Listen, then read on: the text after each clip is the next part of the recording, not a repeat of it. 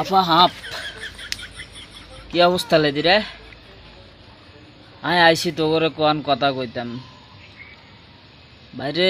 আজ 2-3 দিন ধরে যা অবস্থা ফেসবুকে আফারা যা শুরু করছে, মানে এগুনের যন্ত্রণা ফেসবুকে ঢুকতে পারি না।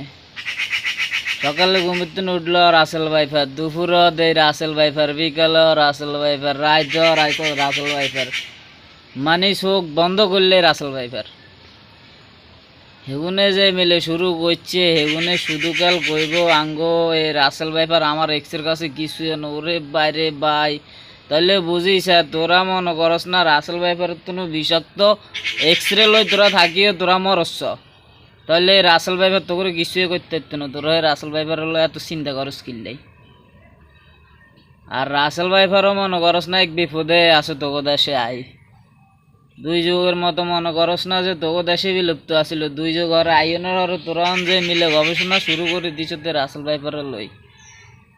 আজ যে যদি হাফিককে কোনো রকম বুঝতো জানতো, তাহলে ইগে নিজে মনে করস না ফেসবুক ভুলে ইগে ভাইরাল হয়ে যাইতো, তোরা করণ লাগতো না।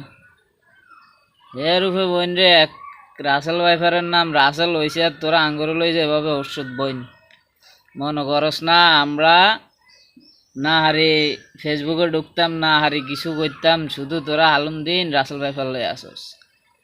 তো এই যে তোরা হারা বছর মনে করস না ঘূর্ণিঝড়ে বিলগিস নার্গিস কিস এই ঘূর্ণিঝড়ের নাম লই যে তোরা আয় আঙ্গুর উড়া হালাস, আঙ্গুর তো উড়াস আঙ্গুর বাড়ি ঘর দিয়ে সকার উড়াইলেই চলে যাস। কই আমরা তো একটু তো করলে এত গবেষণা করি না। আমরা আরো দোয়া দুরু ছড়ি আল্লাহর কাছে যেন আল্লাহ ভাইকেরা হেফাজত করে। তোরা কি দোয়া দুরু ছড়বি? তোরা হারা দিন শুধু রাসেল ভাই